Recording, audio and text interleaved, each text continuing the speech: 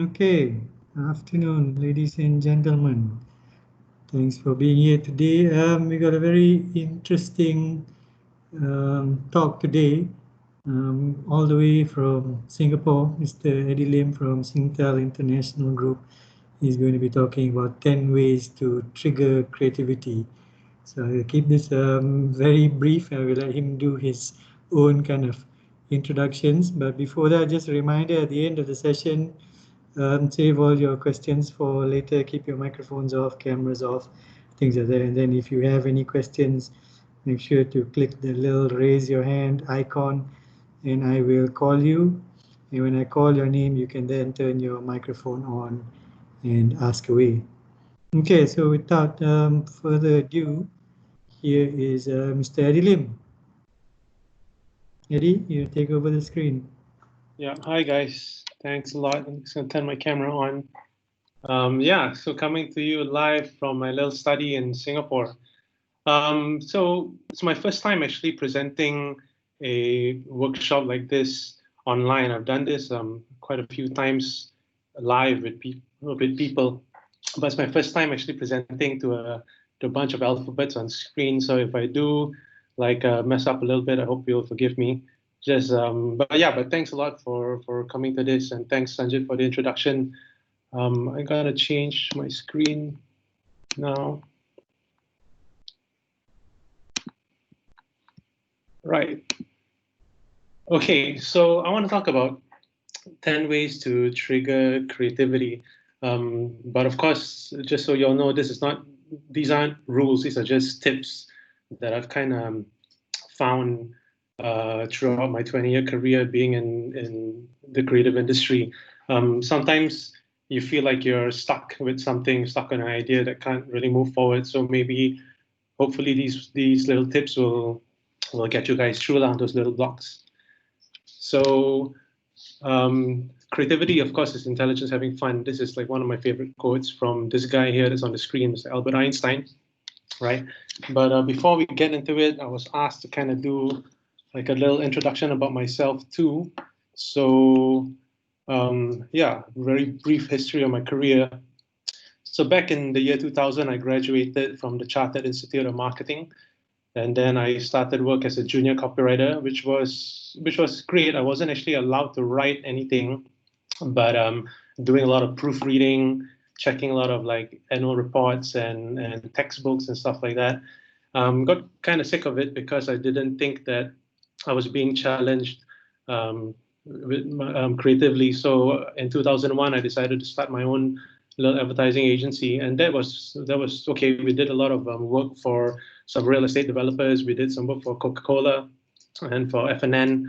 And then in 2003, I sold the advertising agency. It's still running today. But then I realized that I thought I was very cocky, I suppose, and I thought that I was doing really good work, but I realized I actually haven't even scratched the surface of what being a professional creative is about. So in 2003, I joined Grey Worldwide. Actually, it was one of the biggest advertising agencies at the time. So I joined as a copywriter, and I moved on to other multinational advertising agencies. In 2005, I actually got offered a job as associate creative director in Media Prima. So it was a broadcast company, and at the time, it was quite a big change for me because leaving advertising to join broadcast, which was a field that I never really considered getting into. It was a big decision for me, but it was probably the best decision I ever made because joining broadcast has been a really great trip so far, and not stopping. That's where actually first time I met Sanjay. We used to work together. He was a producer back then in Media Prima. We did some great work together. And then in 2013, I was a little bored and I founded this thing called Mother Puaka. It's still going on today. I'm very proud of that. And then in 2017, I left Media Prima to form Rocket Fuel Entertainment. And again, this is when Mr. Sanjit came and we worked together again. We put out some really cool stuff like Anamblas Barriers. We put out a puppet show called Harry Cock. And we did like a lot of music videos, a lot of cool music stuff. And then in 2019, I had the opportunity to move to Singapore. So I joined Singapore, and I'm currently with Singtel International Group. Over the course of my career, I was fortunate enough to pick up some awards and speak at some really big forums. Yeah, so this all came about mostly from getting a career in broadcast. So. Okay, so we want to get into it. Don't want to take up too much of your time. To 10 ways to kind of trigger your creativity, right? So the first one, people say that you should always break the rules, but I think it's very important for you to know what the rules are first before you break them, right? Because otherwise you're just being reckless and you're just being a rebel without a cause. You're just doing things for the sake of going against the grain, right? But you need to know what the rules are first before you can break them. Like, why are these things done in this certain way? When you have an understanding of the rules, then you can really break them like a pro, right? Of course, some laws, some rules can't be broken in real life, like laws of physics and all that. But in content and in creativity, who's to say they can't, right? So I want to give you an example. Like, everyone knows Isaac Newton sort of came about the idea of the theory of gravity when he was sitting under the apple tree and an apple fell on his head, right? Everybody knows that story. So you can't break the laws of physics. An apple falling off a tree is always going to go down to the ground. But who's to say in your video you can't make an apple fall up to the sky, right? And if it does, what kind of opportunities does that open up? If, let's say, I were to do a video of an apple falling off the tree and falling up to the sky, maybe that could be a great ad for an apple. You know, your apples are so delicious that God wants a piece, for example, right? So yeah, so I think it's important for you to know the rules before you break them. Number two, you got to consume all the media, and I don't mean just social media, because otherwise then you'll just be zombies, right? But it's really important to know what's happening in the industry, right? For you to be able to see what has been done, what's currently being done, then you will know how far you can push things, right?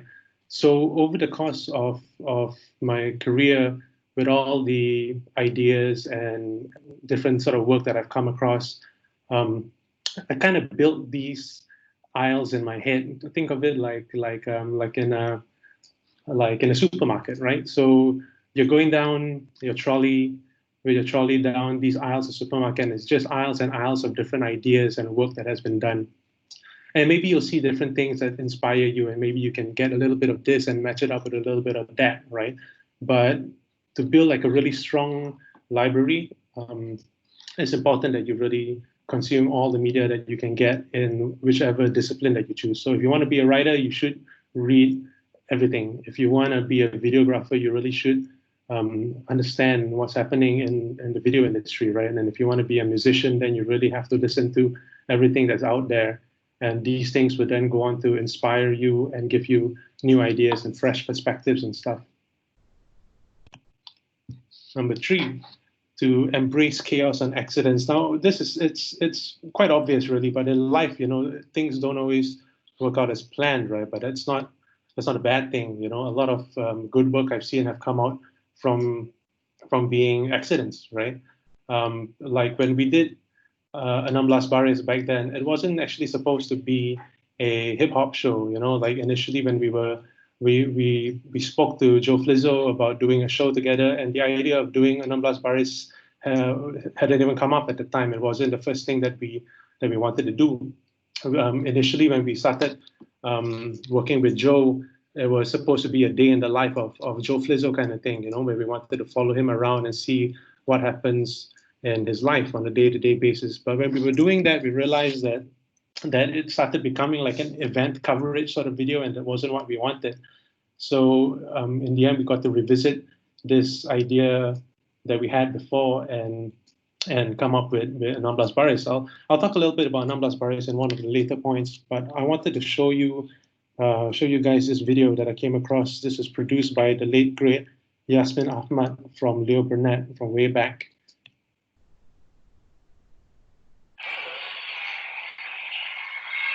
Her name is Umi Kazrina. I like her.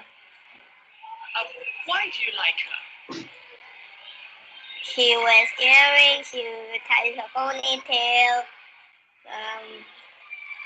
She's pretty. What do you wish you could say to her? Do you want to come on a date to a romantic dinner? And does she know you like her? No, I keep it a secret. Why? I don't want the whole world to know. Why not? Because everybody will laugh at me. Why should they laugh at you? Huh? Why should they laugh at you? She doesn't like me. She doesn't like you? My name is Umi Kazrina. Who's your best friend? Tanong. And Ming? Do you like him? Do you have a boyfriend? Who's your boyfriend?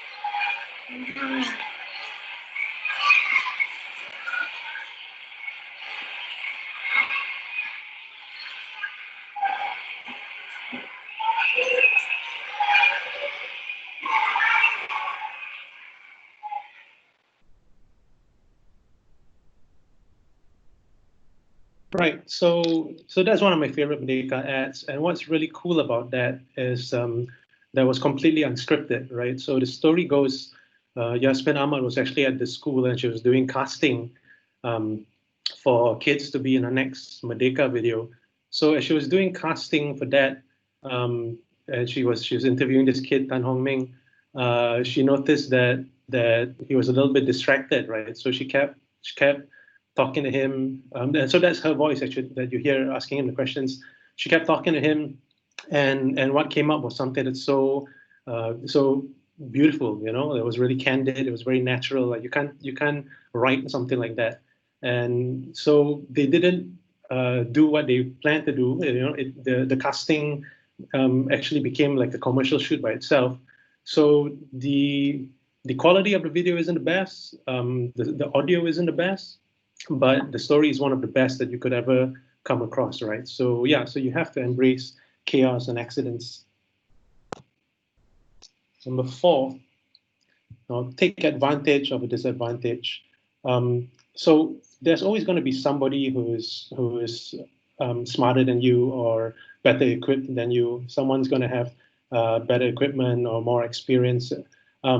It's not, I guess, it's not fair to yourself to kind of compare yourself to other people, right? But what are the sort of disadvantages that you can use to your advantage? You know, end of the day, you have a unique way of looking at the world, which I think is something that you should utilize to the maximum. And of course, understand that every advantage also has its limitations. Right? I'll give you an example. Like if you work with a company that has very big budgets, the disadvantage of that is they would want to control how those budgets are being used, right? And with that, that's actually very, very limiting. You know, if you work with a company that doesn't have a lot of budget for you to spend, it forces you to kind of think creatively on how you could kind of solve the problem, right? Work within your means to try and uncover something, right? So I want to show you this video for something that we did also many years ago. The Johnsons is filmed before a live studio audience. Hi, Julie. How was school today? Mom, I've got something to share with you. It's that coal you're carrying around. I don't want it. Mom, I'm pregnant. What? And then the next thing you'll tell me is that you're HIV positive too. Hi, honey. I'm home. What's wrong, sweetie? Oil trouble? Honey, Julie here was just telling me how she's pregnant. She's what? I bet the next thing you'll tell me is that you're HIV positive too, huh?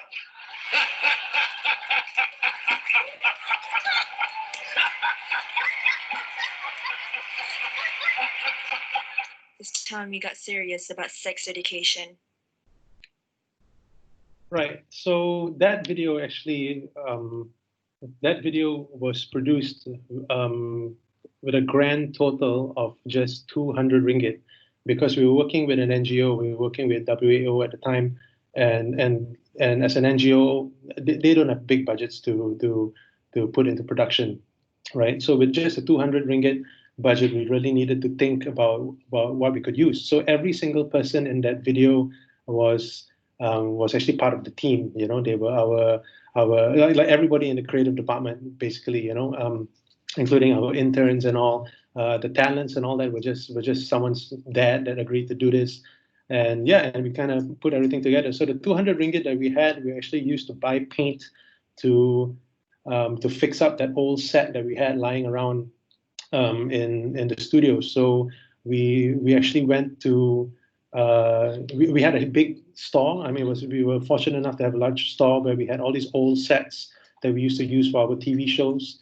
So we just picked up whatever that we had that was lying around. We spent 200 ringgit to buy some new paint, painted it, put it in the studio, and got everybody together to do it, right? So we did that with 200 ringgit, and that video then went on to win silver in the Promax Asia Awards for Best Public Service Announcement. Okay. Number 5 is to experiment endlessly. You know, now experimentation is really important, right? Because experimenting is what really changes your idea from being just a thought into something that could actually work. You know, and the only way to do that is to keep experimenting. Maybe there's a shot that you want to try out. And maybe there's a new technique that you want to try out that you're not too sure about. Maybe there's something that you saw and you can't figure out how they do it. Experimenting is probably the best way that you could do it, right? And this is probably the best way for you to take what's in your head and put it out into the physical world. And by trying, you know where you can or where you need to kind of adjust and make changes as necessary, right? So I'm going to show you a really cool video.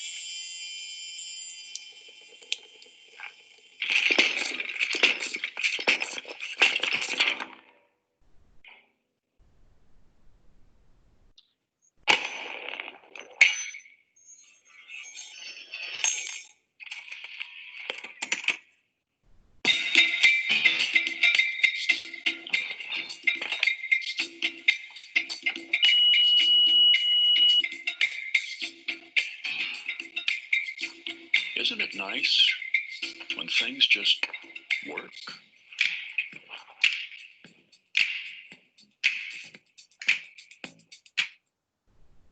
Right. So that ad took a preparation time of about 4 months of experimenting and trying until they knew that they could do it, right? And then this was done without any CG. It was done in a single take. And legend has it that the team actually had to go through something like 600 takes before they finally got that one take that really worked, right? So yeah, so the only way that they could come up with something like that was to really keep trying and to experiment and believe in their idea.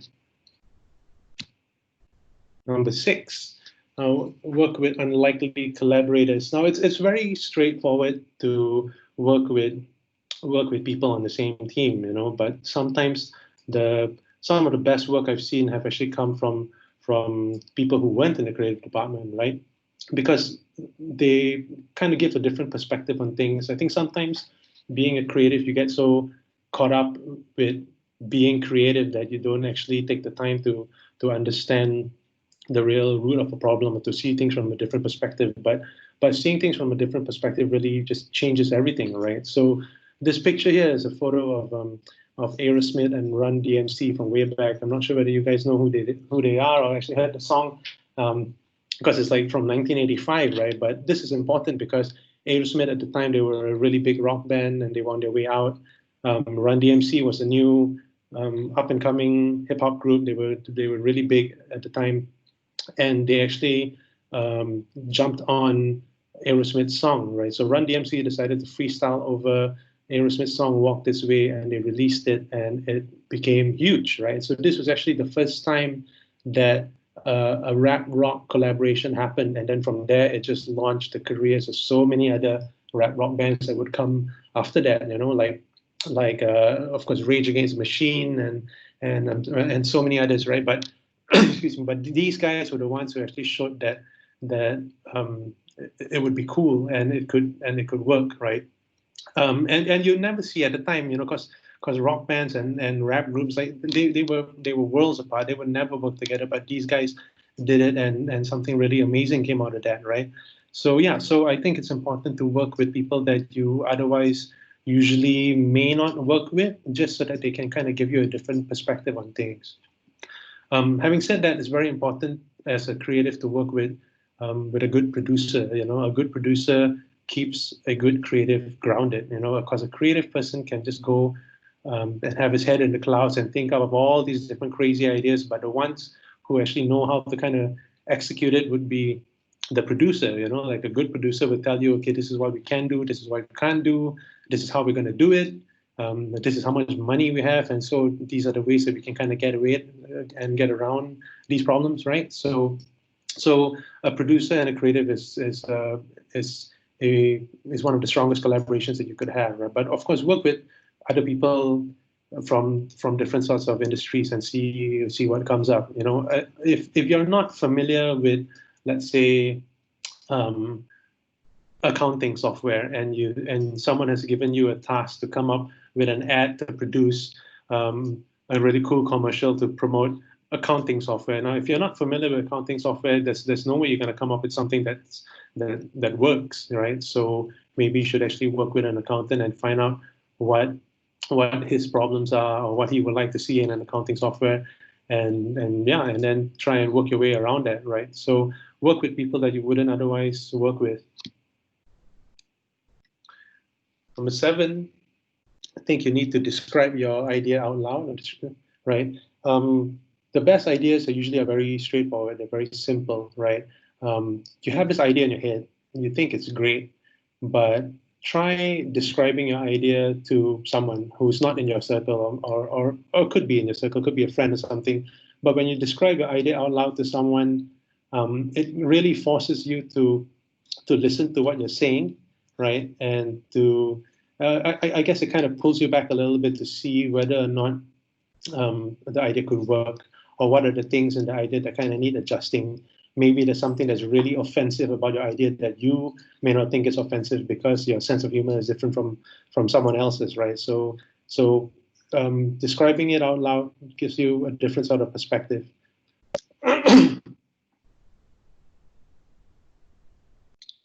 Number 8, I think it's very important to zag when others zig, right? Why is everybody doing certain thing a certain way, right? And what happens when you do it differently? Now, this goes back to tip number 1, where you need to know the rules before you break them, right? You don't just go the other way just for the sake of going the other way, but sometimes going the other way when everybody else isn't is something that could really work out for you.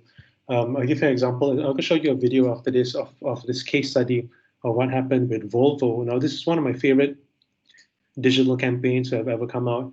And basically, during Super Bowl in America has the most expensive airtime in the world, right? And it's when a lot of car companies will spend like millions of dollars to produce a car commercial and then spend millions of dollars more to buy airtime during Super Bowl to air that car commercial, right? So what Volvo did was they decided not to spend any money at all on producing any car commercial. They decided not to buy any sort of airtime. They did everything completely online.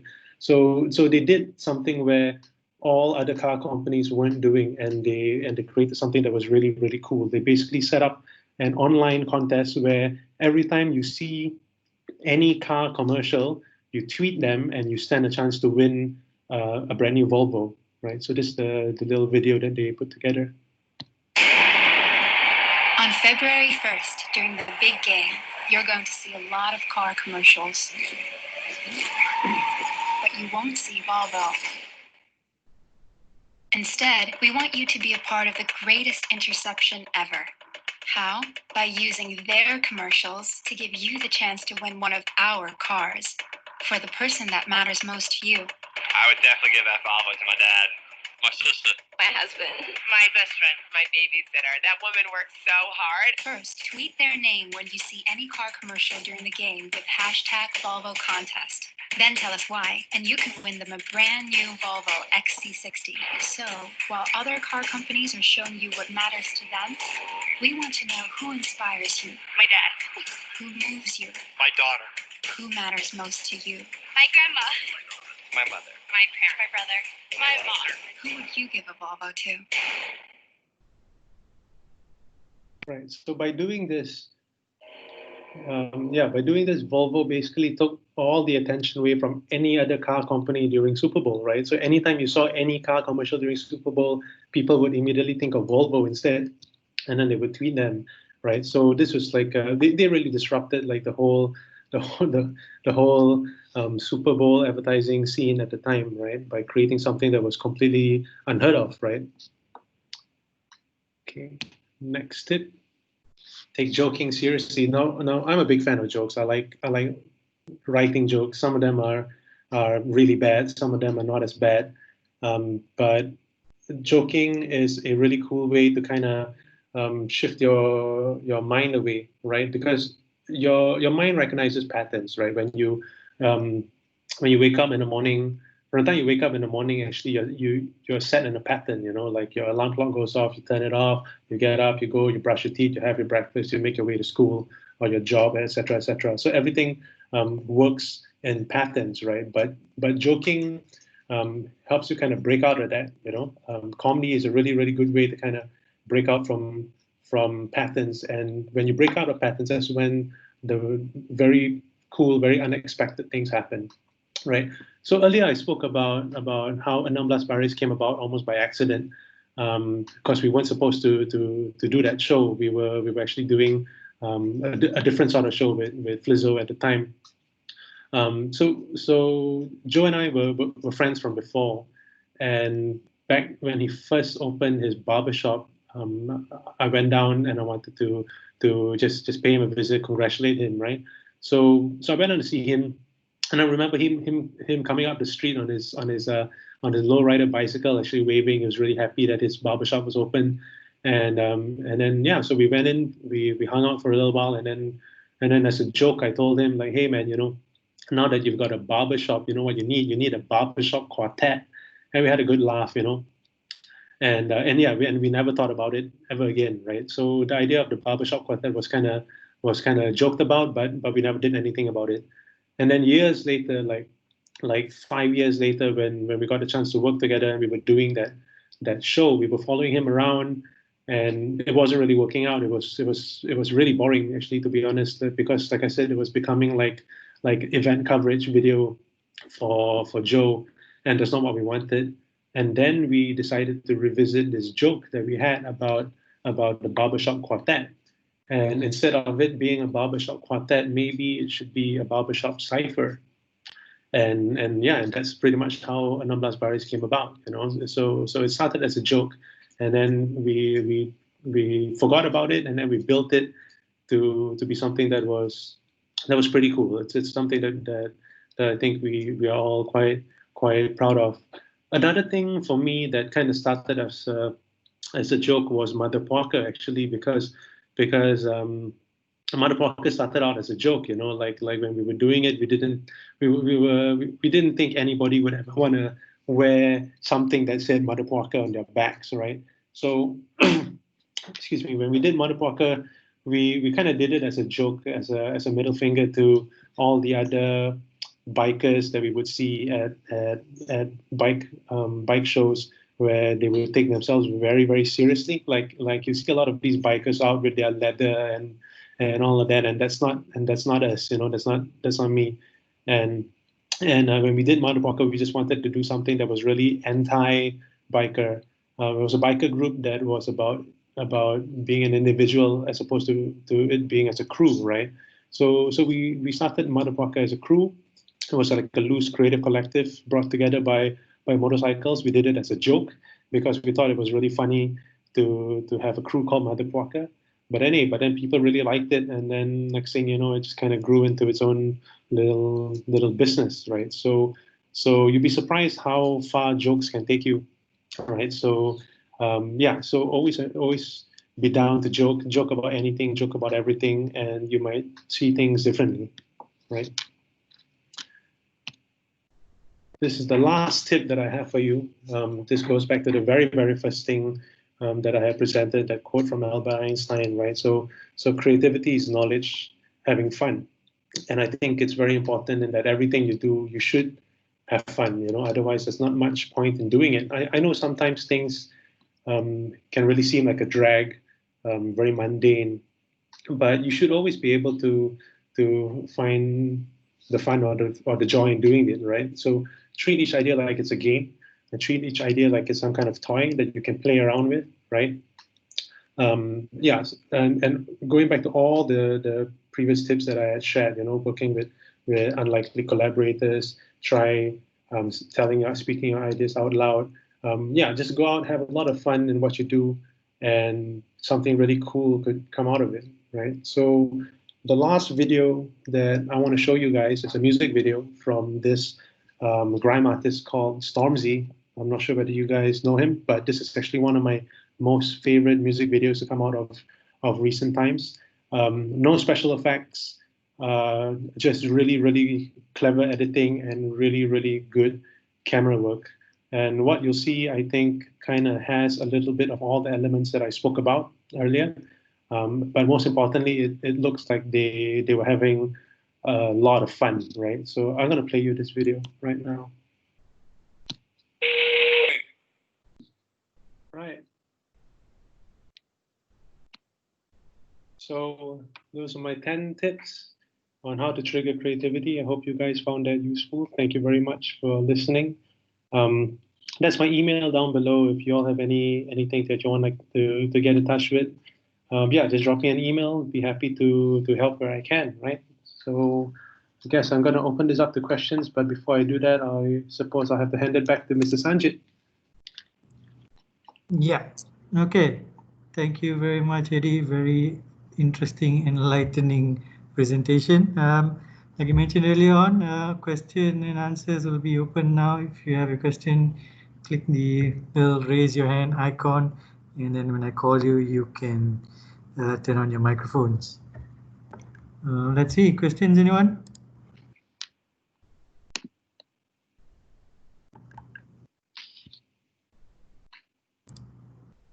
Yeah, John. Yeah, hi. I have a question about what do you do usually when you're creatively you're just stuck in a rut, like you try everything and you just can't think of anything else. I think there's lots of different. I like to distract myself, to be absolutely honest, man. Like I've got lots of things that I like to do that is not work related. You know, like I like to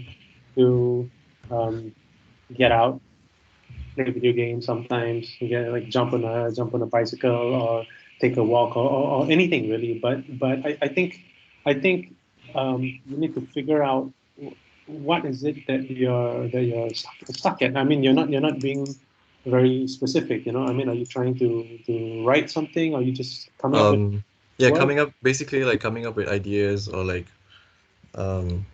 yeah, it mostly comes to like coming up with ideas, and you just like you're trying to do something, but like you're trying to make it different, but you're still like Right. stuck in it. Yeah. Okay. So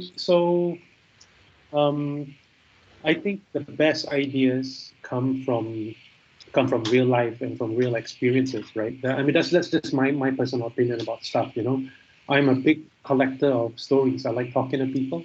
I like meeting with a lot of different people and just hearing what they have to say. I find that by doing stuff, by doing that, I'm actually introduced to new perspectives, because sometimes it's just a change of perspective, you know. But I don't. To be honest, I've never really come across a time where I'm stuck coming up with new ideas. It's usually related to something else, you know. Like if I'm given like if I'm trying to come up with an idea for an ad and I find that I can't come up with an idea for that particular ad, then I got to look at it differently, right? Like, what's the product? Um, how can I do things differently? What's been going on with other ads for a similar sort of product, right? And some of the tips that I have given earlier, like you really need to know what's happening out there before you can kind of do something that's a little bit differently, right? But I find that what really works is talking to people, to different sort of people, and I don't mean asking them for ideas, right? So I said earlier about maybe try speaking your ideas out loud to someone. So maybe sharing your ideas with someone and ask them what they think. And if they think it's stupid, like, hey, at least that's something. And then what's stupid about it, you know? And then maybe you can try and work something out to make it even stupider, right? Because maybe that's what it needs. Maybe you're just taking yourself a little bit too seriously, you know. When it comes to music, it's like if I feel like musically I'm stuck in something, then I would listen to a lot more music to try and see what other kind of sounds that I can use to put together that would make things differently, right? Like I tell you, like that rap rock thing is one example, but like years ago, no one would have ever imagined like gamelan and rap going together, you know. But then it happened, right? It's like you put together things that you wouldn't otherwise put together, and you see something new that comes out of it. That something new that comes out of it may not be the best, but if you kind of keep at it and craft it a little bit more, then maybe it could become better than what it originally was. Does that make sense? Yeah. Also, one last question. Sure. What is this phone call to the glorious leader that you have on the Manapuaka website? Yeah. Right, so that's a joke. Yeah, so if you want, you can pay like 3,000 ringgit, and you can have a 10-minute phone call with me where you can speak about anything. Right? It's a joke. You know, Okay. that's what Ha- Motherport is about. It's Has anyone ever paid for actually like paid 3,000 ringgit to have a phone call with you? So far, no, but I'm hoping that one day someone will. There are actually a lot of other different things that I would like to put out there, but my partners are telling me maybe it's not the right time. You know, like to be absolutely honest, like I put that there on the website without telling anybody that I did that, and my partners found out, but we all had a good laugh because they Right, understand that right. I like to joke about this kind of things. You know, it's just a joke. It's not to be taken seriously. If someone does it, then I swear to God, I will give them all the bang for that buck, man. It's going to be the best. It's going to be the best 10 minutes that I can ever give to anybody on the phone. You know, if somebody ever does it. But if nobody does, then at least I get a good laugh. I hope it made Right, you right. laugh when you saw it. You know. All right, that's all for me. Thank you. Welcome. Okay, Darren. Hello. Yeah, I'm Darren here. Hi, Darren. Question is, has rejection ever like affected your creative process? Like you got rejection from your client or something like that? Man, I can tell you for a fact that when you're working in a creative department in a creative industry, rejection is like 90% of the time, man. It's you have to be, yeah, you have to really get used to it. Now, what I've learned is rejection doesn't mean your idea is bad. Rejection might just simply mean that your idea is too advanced for that particular time, because end of the day, there's always someone else calling the shots, right? So unless you have your own company and unless you are doing things for yourself, then you can call all the shots and you will never be rejected, right? But if you're going to be working with someone else, then rejection is part and parcel of it. I don't get disheartened by rejection. What happens when I get rejected for an idea is usually I'll keep that idea and I will use it somewhere else or present it to somebody else, and oftentimes you'll find that there will be someone who would take it up later on. Like I've got some ideas in my idea bank that I still haven't been able to sell yet. I've been sitting on some of these ideas for years. Now, what's important is these ideas that I've been sitting on for years. I have to revisit them to make sure that they're still up to date. They're not so dated. Nobody wants an old idea, right? But if you get rejected for an idea, man, just move on to someone else. I mean, you shouldn't have only one idea anyway, that you can fall back on. You come up with lots of different ideas, and if they all get rejected, that means if you have 5 ideas and 5 ideas get rejected, that means that's 5 more opportunities for you to present those ideas out to someone else. I'll tell you, like when we so back to Anam Blas Baris, when we did Anam Blas Baris, I couldn't. Nobody could understand what we were trying to do. Like the Rockefeller Entertainment was an Astro company, and Astro being a corporate company, they want to know how we're spending the money, right, and what we're doing. So when I try to explain to them, like, hey, we've got this great idea, we want to do a hip hop cipher. These guys have no idea what a hip hop cipher is, right? And they can't understand it. And I'll show them examples of stuff, but they still can't understand it, right? Yeah, so they pretty much rejected the idea, but the good thing was very fortunate that we had a little bit of autonomy to kind of pursue it ourselves. So we did the idea, despite the idea being rejected, and it went on to become a great success. Yeah, like I said, your idea being rejected probably just means that it's not suitable for that particular client at that particular time. You could use and revisit the idea for someone else at a later date. It happens all the time. All right. Okay, understood. Okay. Okay, thank you so much. That's all. Yeah. Thanks, Sanjay. Okay, William. Hi, Eddy. Hi. Yeah. So my question is, how do you stay with originality? Like nowadays, we are easily influenced by other creators, so there's always trending stuff and things that people tend to prefer and follow. I find it actually hard to create an original idea because like lots of ideas and things have been done by others. Right. Okay, that's a really good question.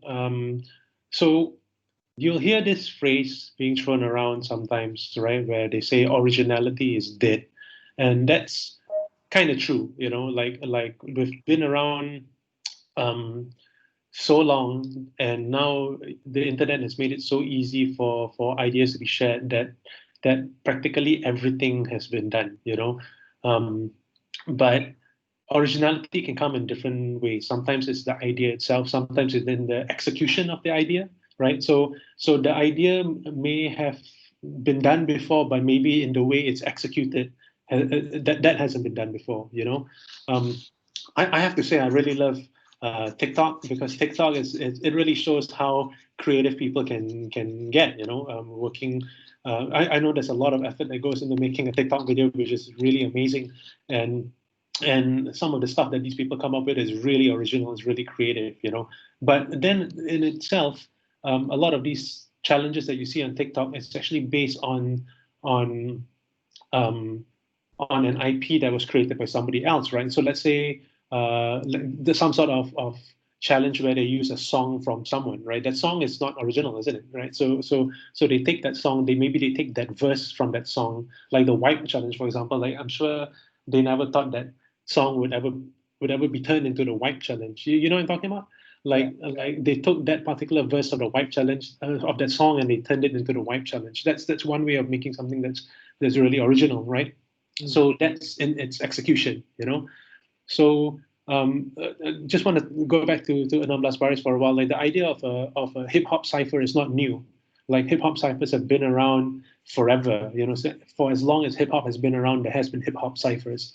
But no one has actually done a barbershop cipher, a hip hop cipher recorded in a barbershop. Barbershop ciphers themselves have been done in America. It's very common, but no one executed it that way. No one actually made a show out of it. So we did that. We were the first to just execute it differently, you know. And in that, it looked very original, right? So I think when you have an idea and you want to come up with something that's completely original, I think that's a little bit challenging. If you do, fantastic. I really hope nothing more than nothing less than being able to come up with a truly original idea, right? But understanding that everything has been done in one way or another. Maybe there's just a different way that you can kind of do it. So execute it differently, right? Or maybe change it up a little bit so that it means something different. Like parodies are a very good way of doing that. Maybe you can parody something. And I'm not saying put out a parody work, you know, if you want to, sure. But I'm saying parodying an idea gives you a new perspective, which will then lead on to something that could be more original than what you had. Yeah. Okay. Thank you. You're welcome. Thank you. Jasmine? Hi. Hi. My question is, do you think that creativity is part of human nature, or is it something that must be nurtured and learned? Wow. I think it's a little bit of both, to be honest. I think there are definitely some people who are more creative than others, right? But having said that, the people who are more creative than others, I don't necessarily think that it is ingrained in them. I think it could be just that their life experience is a little bit different, you know. Maybe they're exposed to different sort of things, or maybe they were brought up in a different sort of household. Or their interests are just different from other people's, you know. Like I've met accountants, I've met doctors who are really creative. Like they can come up with some really amazing stuff. But that's because their interests lie in creative fields where being an accountant or being a doctor is really just a job, you know. So they have to be very rigid and analytical in doing their job, but it doesn't mean they can't have a creative mind when it comes to exploring different sort of interests, right? I think it definitely is in human nature to be creative. I think that's how we came up with stuff like fire and cooking food. You know, that's creativity. You know, like being able to look like at a set of ingredients and coming up with a dish. That's creativity, right? But you're also taught that. You know, like going to cooking school can teach you how to prepare these things, but it is your creativity that will kind of tell you how much of these things to kind of put together, right? So I would say it's a little bit of both. If you feel that you are naturally a very creative person, then maybe you should learn to nurture your creativity in different ways. If you feel like you are naturally not a very creative person, then you could kind of learn to do things differently to kind of build that up, right? So even stuff like changing, using a different hand to brush your teeth. For example, you know, if you're right-handed and you brush your teeth using your right hand, try brushing your teeth with your left hand for a week, and you see how different things are and the kind of ideas that it will spark. If you drive to school or you drive to work using a certain route, try using a different route for a week, and you see what goes through. Because when you drive to work, you're on autopilot, you know what I mean? Like you use this same route every day, and you just get in your car, turn on the engine, and you go, and you're functioning on autopilot. You're not really your brain is not really challenged, you know. You're not getting the proper sort of stimulation. But if you use a different route every day, and you're constantly thinking, right? Then maybe that might kind of open up new ideas in you. So there are different exercises that you can do. I'm sure if you Google them, like creativity exercises, you'll find that lots of things that you can do to kind of build up like your natural creative ability. Okay, thank you. You're welcome. Okay, I think we have time for one last question. Takes in. Hello, Mr. Eddy. Hi. I'd like to ask, what will be your biggest barriers to creativity, especially at work or happen in your history of your career? What would be my what? Sorry, could you say that again? What will be your biggest barriers? My biggest barrier? Yeah. Especially at work or happen in your history of your career. The biggest barrier to creativity. Wow. Okay. No one's ever asked me that before. That's a really good question. Give me like a few seconds to think about that. All right. I would think the biggest barrier to creativity in my career anyway, right? Because when I'm working, it's you're working in a company and you're working with a group, right?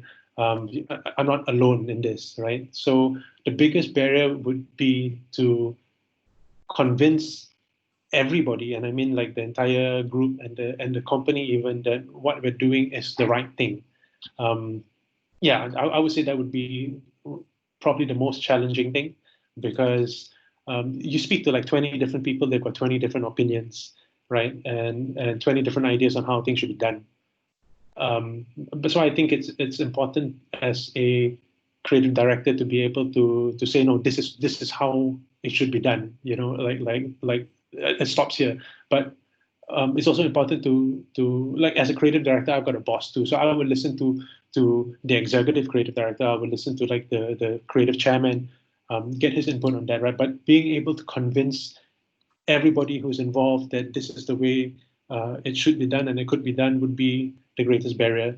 And I want to follow up with something else. So being able to stop and being able to say this is as good as it's going to get is another thing, you know, because in art and creativity, there are always things that you can do to improve on it. You know, it will never be done. You can always make the shot better. You can always improve on the idea. If you can always add things to this song to make it sound better. You know, there are always things that you can add creatively to something to keep improving it. But where do you draw the line and say, okay, this is as good as it's going to get? Otherwise, it's going to take up too much time. We're going to miss the deadline. We're going to bust the budget, right? So that's the other thing I would say, like knowing when enough is enough, and taking a step back and understanding that, okay, this is as good as it's going to get. Let's release this, and then let's move on to the next thing, because this is not the only idea that you'll have, right? You as a creative person, you'll constantly be putting out different creative ideas. So one idea, you have to know when to say stop and enough, let it go, and move on to the next. Right. Thank you, Mr. Eddy. You're welcome. Okay, so I just want to add one little bit. So we have a bunch of students here who are in Sem 5, and next semester they're going to be out for their internships and things like that. So Eddy, maybe you want to kind of give them a little bit of a, I won't say advice, but there's a little heads up of what they should be expecting as interns and then moving forward in the creative industry itself, and how they should react to certain things. Okay, so expect to make a lot of coffee and expect to do a lot of like the menial stuff, you know, like photostating and making copies and stuff, typing things out. What's the word I'm looking for? Like when someone reads a script and you have to type it out, transcribing scripts and all that. Yeah, so you expect to do a lot of the menial stuff, but those things are not meaningless, you know. When I started out as a junior copywriter, like in my time, I didn't get a chance to do an internship, so I started as a junior copywriter, and which was pretty much like kind of like an internship, right? And I've always been told that I was good at writing when I was in school, when I was in college and stuff. So I thought like, okay, I'll be able to do this, right? But I wasn't allowed to write. I was only proofreading, and I was just proofreading and making sure there were no like spelling mistakes, grammar mistakes, like everything was set. I did that for a long time before I was even allowed to write. But I hated it, but I understand that actually gave me a lot of the skills that I would then use later on in life, you know, because it really taught me how to proofread, and I mean really taught me how to proofread, because it's very important. You can't put out an annual report with spelling mistakes in it, right? So So now I can look at a script and I can tell you immediately where the commas should be, where the full stops are, what's missing, what's not. Like it takes me like no time to do it, you know. But these are things that I had learned when I was just a junior copywriter, right? So yeah, so there are a lot of really stupid things that the seniors will ask you to do. If you feel like it's really stupid and that they're just giving you a hard time, then hey man, I mean, welcome to internship life. But it doesn't hurt to ask why. I think that's something I wish more of my interns had done. When we had interns back in my previous jobs, right? So I wish a lot more of my interns would ask me why I would ask them to do a certain thing. And of course, I would take the time to explain to them, like, you need to do this because these are the reasons, right? Because when we're working, we're busy, and I need help to do certain things that I just don't have time for. Like I don't have time to transcribe a script myself. So could you please transcribe this for me? But if you ask me why, because if I ask you to do it, sometimes I'm so busy that I won't explain it to you. But if you ask me why, I understand that, okay, maybe you're not seeing it. I'll take the time. I'll explain to you, I need this done so that we could do this, right? So yeah, so be prepared to do a lot of menial stuff, but it's all for a reason. You know, these skills that you pick up from doing these really stupid things are not going to be wasted. Like, it's going to really help you later on down the line. You know, stuff like proofreading, stuff like typing, yeah. So all the best to you guys who are going to be doing your internship. Yeah, it's going to be fun. Just remember to ask a lot of questions. That's one thing I really wish my interns did more. Okay, thanks a lot, Eddy.